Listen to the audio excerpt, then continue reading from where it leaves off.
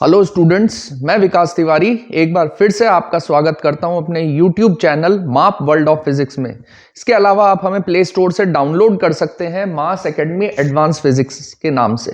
Okay, जैसा कि हम लोग पढ़ रहे हैं, हम लोगों ने फर्स्ट चैप्टर पढ़ना स्टार्ट किया था बोर्ड के रिवीजन के लिए। हम लोगों ने जो सीरीज स्टार्ट करी है लेक्चर्स की, तो उसके अंदर हमने सबसे पहला जो चैप्टर लिया है वो इलेक्ट्रिक चार्ज एंड फील्ड है, और इसी कंटेक्स्ट में हम एक ऑलरेडी वीडियो बना चुके हैं। Okay, now we are going with the second video and second topic, and that is Coulomb's law. Okay, जब भी कोई क्वेश्चन आता है, जब भी आपसे पूछा जाएगा कि what is Coulomb's law, so what exactly you have to write. Okay, सबसे पहले आपको लिखना है in the Coulomb's law, according to this law the force of attraction और repulsion between two stationary point charges is directly proportional to the product of their magnitude and inversely proportional to square of distance between them.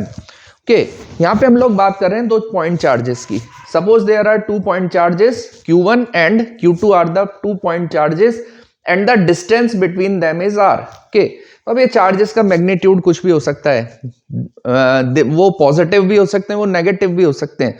तो जो उनके बीच में force of attraction या जो force of repulsion लगता है, force of attraction कब होगा? जब दोनों चार्जेस का नेचर डिफरेंट होगा, एक पॉजिटिव होगा एक नेगेटिव होगा, और अगर दोनों का नेचर सेम है, either positive positive either negative negative, तो उनके बीच में फोर्स ऑफ रिपल्शन लगेगा। तो वो जो फोर्स लगता है, what is the magnitude of that force, वो फोर्स कितना होता है? तो वो फोर्स होता है दोनों चार्जेस के मैग्नीट्यूड का अगर हम मल्टीप्लीकेशन करें, प्रोडक्ट करें, तो Q1 Q2 बनेगा। तो F प्रोपोर्शनल होता है Q1 Q2 के, and F is proportional to 1/r²। Okay, दोनों को अगर कंपाइल करके लिखा जाए तो F प्रोपोर्शनल होगा Q1 Q2/r²। और जब भी एक प्रोपोर्शनलिटी का साइन यहां से रिमूव होगा तो यहां पे इक्वल टू का साइन आएगा, so there will be a constant k।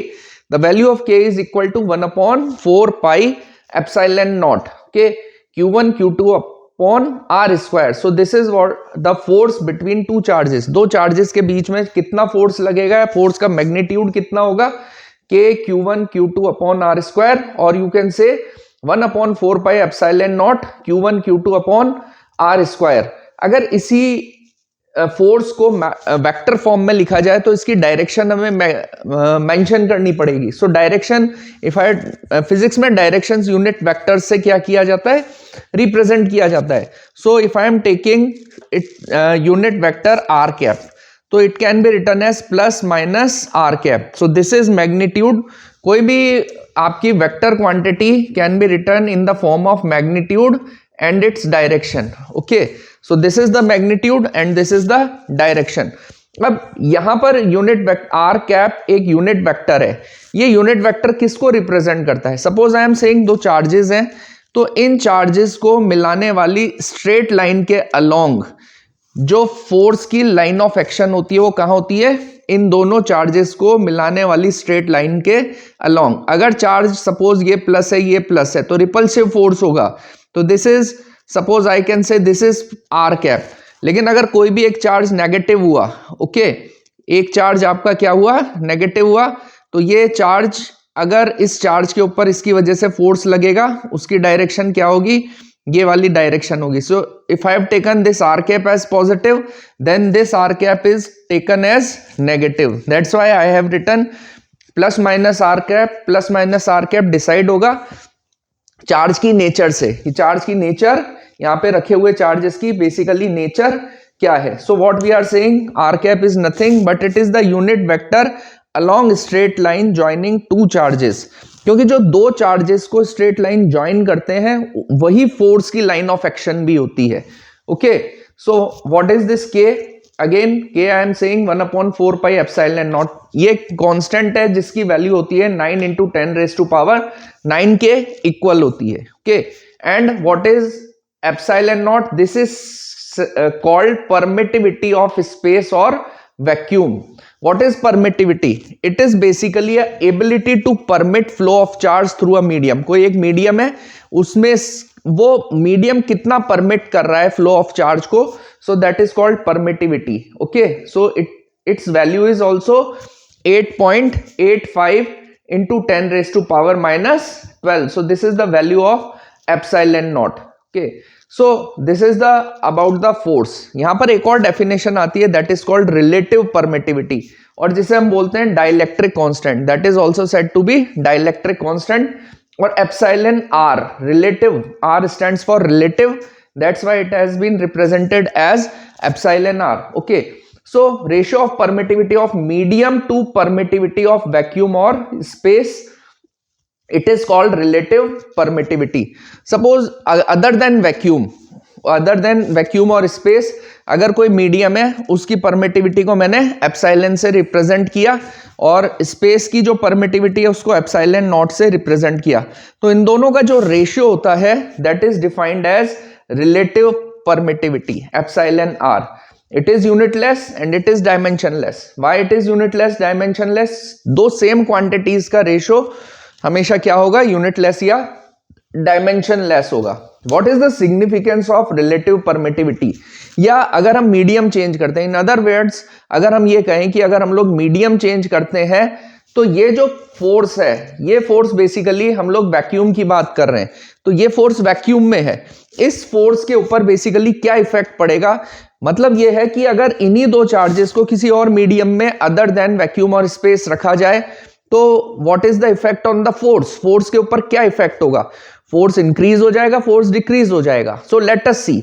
Basically इसकी सिग्निफिकेंस रिलेटिव परमिटिविटी की यही है कि यही डिसाइड करेगा कि आपका फोर्स इंक्रीज होगा या आपका फोर्स क्या होगा, डिक्रीज होगा. So let us start with force in presence of any medium. Okay, so let us से F naught. F naught is the force in the space or vacuum. Okay, so this is what we said, K Q1 Q2 upon R square. Rather than K, I can write 1 upon 4 pi epsilon naught Q1 Q2 upon R square.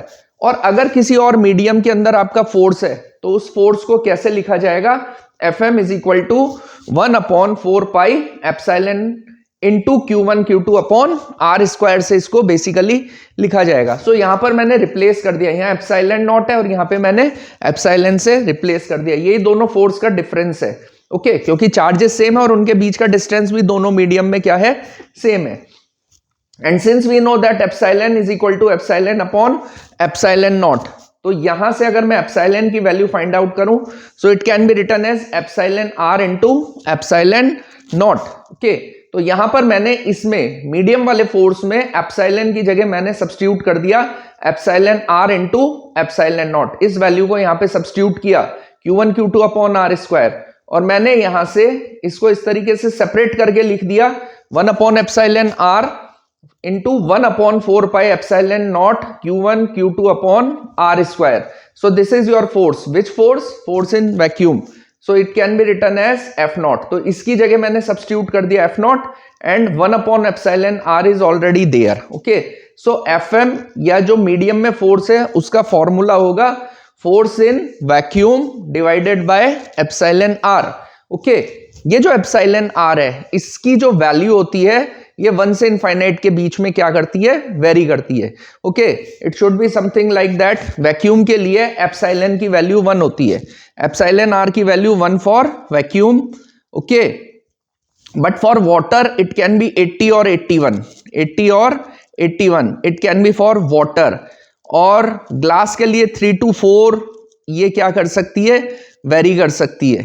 Okay, but for important thing is that for conductors, all the conductors it is equal to infinite. ये किसके equal होती है, infinite के equal होती है. तो generally हम देख रहे हैं कि एप्सिलॉन आर की वैल्यू 1 से इनफाइनाइट के बीच में क्या कर रही है, वेरी कर रही है.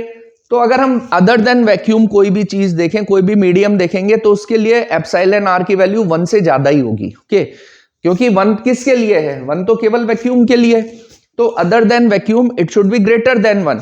और अगर किसी भी ऐसी क्वांटिटी जो 1 से ग्रेटर हो उसका डिवाइड किया जाए तो ये वाली क्वांटिटी हमेशा इससे क्या आएगी, कम ही आएगी. तो Fm की वैल्यू किससे कम होती है, F नॉट से.